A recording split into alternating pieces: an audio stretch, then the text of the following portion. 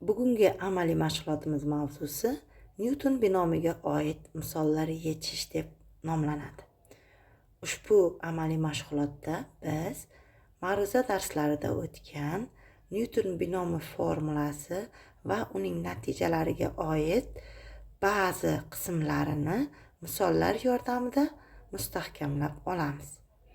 Birinchi masalaga e'tiboringizni qarating. Bizda x kvadrat minus 2 taqsim x ning oltinchisi ifodaning ozod hadini toping degan masala berilgan.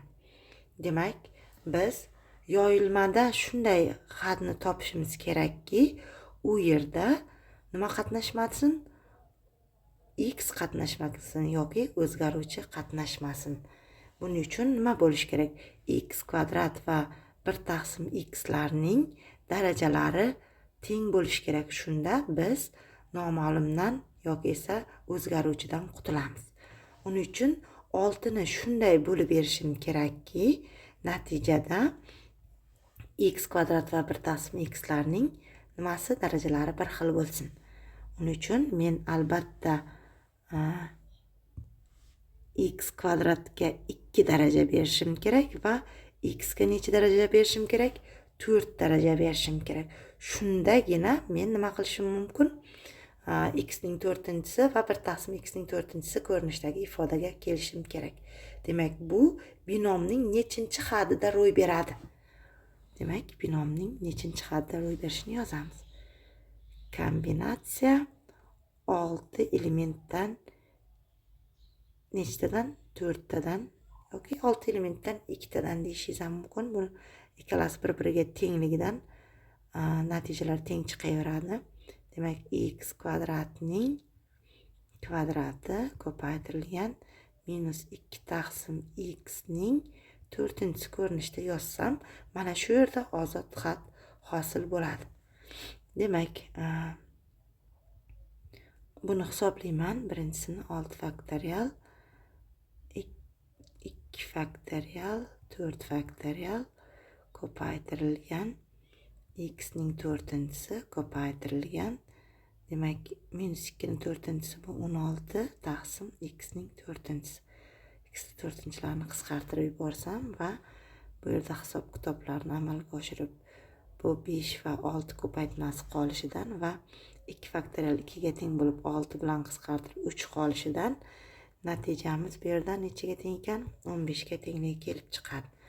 Va ikkinchi ko'paytuvchimiz 16 bo'lyapti. Ko'paytmasi esa 200 nechaga teng bo'lyapti? 40 ga teng bo'lyapti. Demak, ozod xat bizda 240 deya olamiz. Keyingi masalaga e'tibor qarating. Bu masala ham yuqoridagi masalaga o'xshash, lekin sharti sal boshqacharoq bo'lgani uchun diqqat bilan o'qiymiz. Kvadrat ildizosida 3 plus kub ildizosida minus kub ildizosida 2 ning 7-chisi ko'rinishdagi ifoda soddalashtirilganda irratsional bo'lmagan hadni toping. Demak, bu yerda ham yuqoridagi kabi mushohada yuritamiz. Shunday 7 ni shunday bo'lishimiz kerakki, unda ikkala ifoda ham irratsionallikdan qutulsin. Natijada irratsional bo'lmagan va hosil bo'ladi, son hosil bo'ladi. Demak, men faqat va faqat bu yerda 7 ni masalan 4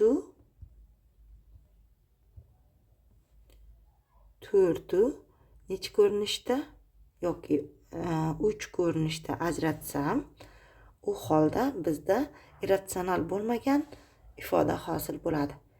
Xo'p, boshqa holatlar bo'lmasa, demak faqat shu holatni hisoblaymiz. Lekin boshqa holatlar bo'ladigan bo'lsa, albatta 7 ni bo'linishlariga e'tibor qaratish kerak. Masalan, birinchi hadimiz a ni 0-chisi bo'ladi. O'sha paytda a ni 0-chisida birinchi hadimiz nimada? Irratsionallikni yo'qotadi. Lekin kub ildizosida 2 ning 7-chisi nima bo'ladi? Albatta irratsionallikda qoladi va aksincha kub ildizosida 2 ning 0-chisi irratsionallikni yo'qotganda kvadrat ildizosida 3 ning 7-chisi irratsionallikni yo'qotmaydi. Bizda boshqa holat bo'lishi mumkin emas ekan. Shuni hisoblab qo'yamiz. Demak, bizda kombinatsiya 7 elementdan 3 tadan kvadrat ildizosti 3 ning 4-si ko'paytirilgan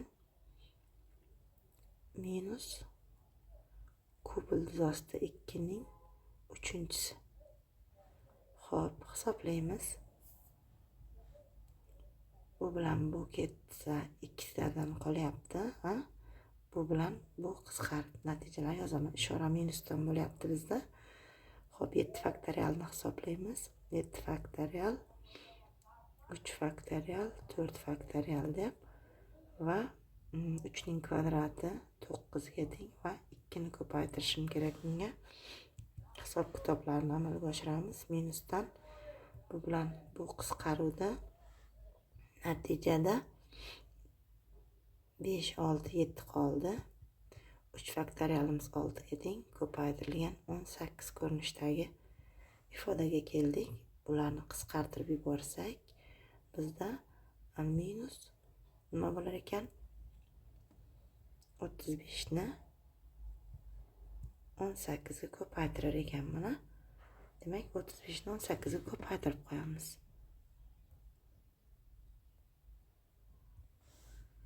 35 ni 18 ga ko'paytiryapmiz. Mana 0 4 yotda 28 to'g'rimi? 35. Demak 0 3 6. Demak minusdan necha ekan? Minusdan 630 ekan.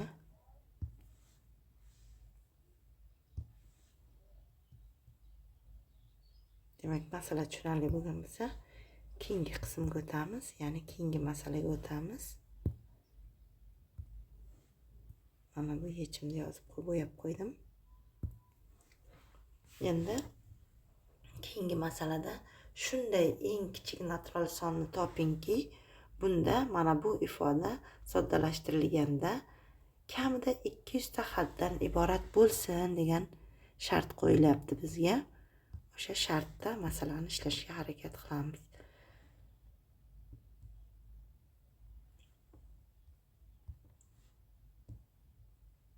Xo'p, ishlashni boshlaymiz. E'tibor qaratamiz. Masalada qarshidagi ifodani ko'paytuvchilarga ajratish mumkin. Demak, xuddi ishni shu ishdan boshlaymiz.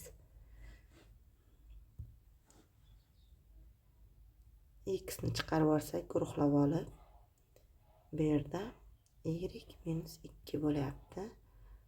Plus 4 ni chiqarib olsak, y minus 2 bo'lyapti.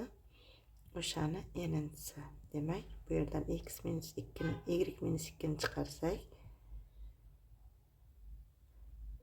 o'shani n'si paydo bo'ladi va x plus 4 ning ham n'si bo'ladi. Ya'ni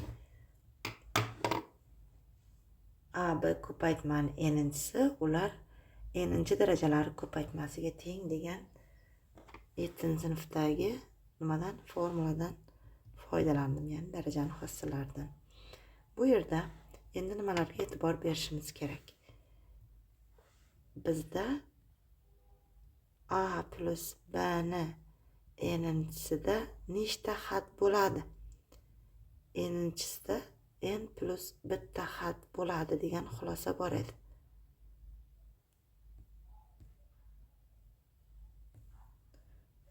Xo'p, har birida nechta xat bor ekan? Har birida. Bu ham n'inchi daraja, mana bu ham n'inchi. Har birida n plus bitta xat bor. Endi bizda yana bunday xulosa bor edi, bizda a plus b ni s plus d ga ko'paytirsak, unda nechta xat bo'ladi? 4 ta xat bo'lardi. Demak, bizda n plus bitta va n plus bitta xat bor. Ko'paytmasida n plus 1 ning kvadratcha xat bo'lishi mumkin degan nima qilamiz? Xulosaga kelamiz. Demak, bu yerda o'xshash xatlar yo'q deb faraz qilinadi. Chunki mana bu yerdagi qarang, bir-biridan farq qiladi. A, B, S, D bo'lyapti. Agar ulardan birortasi o'xshaganda edi, unda xatlarimiz soni kamayib ketish mumkin edi. Mana bu faraz ham xuddi ABC'lar turli degan shartda qilinadi. Demak, mana shu shartda bajarsak, biz masalaga to'g'ri yondashgan bo'lamiz. Demak, mana shu xatlar soni nechtadan katta bo'lishi kerak ekan? 200 tadan. 200 tadan katta bo'lishi kerak. Demak, n ga nechi qo'ysak, n plus 1 ning kvadrati 200 dan katta yoki teng bo'ladi degan savolga kelib qoldik. Demak, bu yerda n albatta nechini qabul qilish kerak? 14 ni kamida. Kamida 14 ni qabul qilish kerak. Demak, o'zi savolda ham bizda eng kichik natural sonni toping degan. Demak, 14, 15 da ham, 16 va hokazolarda ham qabul qiladi. Ya'ni 200 tadan xatdan oshadi bu yerda. Lekin bizda eng kamida 14 bo'lishi kerak ekan. Mana javobni belgilab qo'ydik. Endi keyingi masalaga o'tamiz. Keyingi masalaga e'tiboringizni qarating. Demak, ifodani soddalashtirilganda x kvadrat, y kvadrat ko'paytirilgan z oldidagi koeffitsiyentni toping degan masala qo'yilgan ekan. Xo'p, o'sha masalani biz binomda albatta ikkita xat bor bo'lgan holatni ko'rganmiz, lekin bizda qavs-ichidagi ifoda 3 xatdan iborat bo'lyapti. O'sha holatlarda qaysi usuldan borgan ma'qul? Demak, biz ikkitasini bitta son deb faraz qilib olish kerak avvalambor. Shunda men A va B larga kelaman. A va B larga kelaman.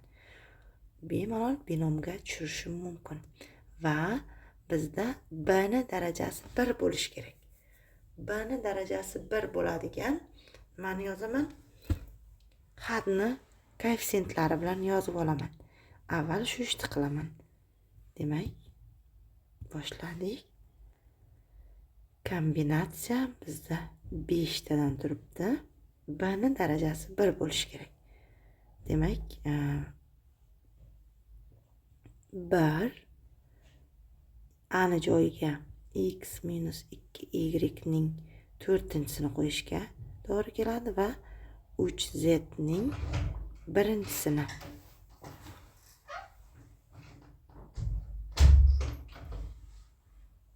Undan keyin hisob-kitobni bir qadam bajarib olaman. Bu yerda 5 bo'ldi. 3 ga ko'paytirsam 15 bo'ldi. Va z turibdi va bizda x minus 2y ning nechinchisi hosil bo'ldi? 4-chi va z. Demak, birinchi qismni topdim. Endi keyingi holatga qarayman. X darajasida ham 2 bo'lishi kerak. Y darajasida ham 2 bo'lishi kerak. Va men 4 ni ikkalasiga ham nima qilib berishim kerak ekan? Bo'lib berishim kerak ekan. Shunday bo'lishim kerakki, ikkalasiga ham 2 tadan tegsin. Bo'lish muammo emas bizga, to'g'rimi? Demak, 15 turibdi. Kombinatsiya bizda 4 elementdan 2 tadan bo'ldi. X ning kvadrati va minus 2y ning kvadrati bo'ldi. Ko'paytirilgan z. Hisob-kitobni amalga oshirish yetarli. Demak, minus 2 ning ikkinchisi bu nimaga teng bo'lyapti bizda? 4 ga teng. 15 ga ko'paytirsam 60 bo'lyapti. Kombinatsiyani hisoblab qo'yaman endi. 4 faktorial, 2 faktorial, 2 faktorial ko'paytirilgan x kvadrat, y kvadrat, z bo'lib qoldi. Va hisob-kitoblarni amalga oshirsam 3, 4 bo'ladigan bo'lsa, 2 bilan buni qisqarsam 2 qoldi. 3 kare 2 miz 6 ga teng. Demak, 360. Shunday bo'lyaptimi? 360 bo'ladigan bo'lsa, x kvadrat y kvadrat z. Demak, biz qidirayotgan koeffitsient 360 ga teng ekan. Mana buni alohida belgilab qo'ydik. Xo'p, keyingi masalaga o'tamiz. Keyingi masalada bizda nima so'ralgan? Keyingi masalada bizda ifoda soddalashtirilganda x, y, z kvadrat oldidagi koeffitsient -24 bo'lsa, deyapti.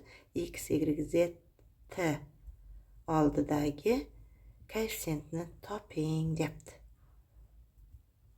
Xo'p, ushbu masalani yechish uchun nimalarga ahamiyat berish kerak?